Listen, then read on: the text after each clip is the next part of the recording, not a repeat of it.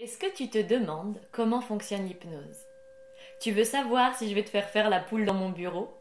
On t'a déjà dit que tu n'étais pas hypnotisable et tu te demandes si c'est vrai. Tu es fasciné par ce qu'il est possible de faire en hypnose et je te comprends car je suis passée par là. Avant de me former à la technique hypnotique, j'étais complètement ahurie par les résultats que cela produisait. Et je dois t'avouer que même si je sais maintenant comment cela fonctionne, je suis toujours autant fascinée. Je t'invite à rester avec moi, car dans cette vidéo, je réponds aux questions que j'entends le plus régulièrement au sein de mon bureau autour de l'hypnose. Je m'appelle Lucie Pia et j'accompagne les adultes, les adolescents et les enfants à partir de 4 ans dans leur démarche de changement avec l'hypnose thérapeutique et la programmation neurolinguistique, aussi appelée PNL. Alors qu'est-ce que l'hypnose précisément ? J'aime la définir comme étant un état passager d'attention modifié chez le sujet. Finalement, grâce à l'intervention de l'hypnothérapeute, le sujet parvient à faire abstraction de la réalité environnante tout en restant en relation avec l'hypnothérapeute par l'écoute et cela lui permet un travail de changement à un niveau inconscient. Comment est-ce que c'est possible précisément ? L'hypnose permet ces possibilités en lien avec l'inconscient car elle induit le sujet en état de détente profonde. En état d'éveil habituel, nos ondes cérébrales sont au niveau bêta, c'est-à-dire entre 2 et 38 Hz. Lors du sommeil, nos ondes cérébrales ont une fréquence très basse, entre 0,2 et 3 Hz. L'état de transe hypnotique, lui, se trouve entre ces deux positions. L'état d'hypnose léger, comme lorsque nous sommes concentrés en conduisant par exemple, et l'état d'hypnose profond que l'on utilise en séance thérapeutique qui se trouve entre 3 et 8 Hz, qui correspond au niveau d'onde cérébrale θ.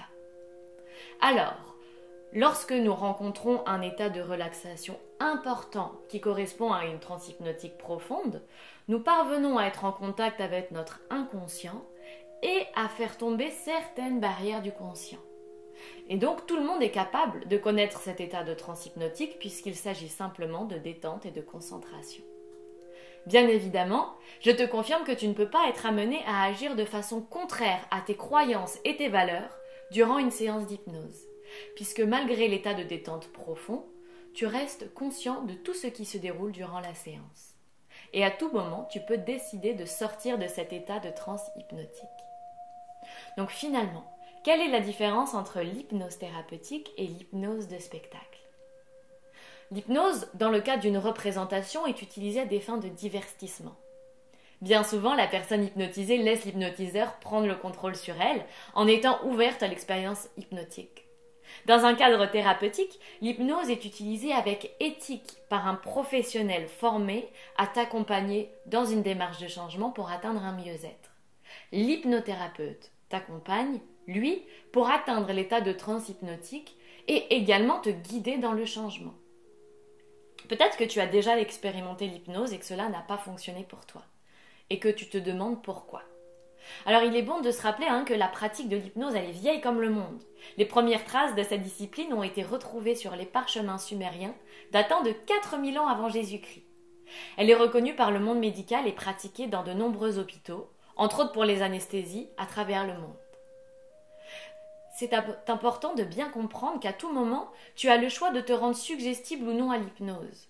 Si tu décides que tu ne souhaites pas expérimenter cet état de conscience ou que tu n'es pas suffisamment en confiance avec le thérapeute pour pouvoir te déposer, tu n'atteindras pas l'état de relaxation profonde nécessaire au travail avec l'inconscient.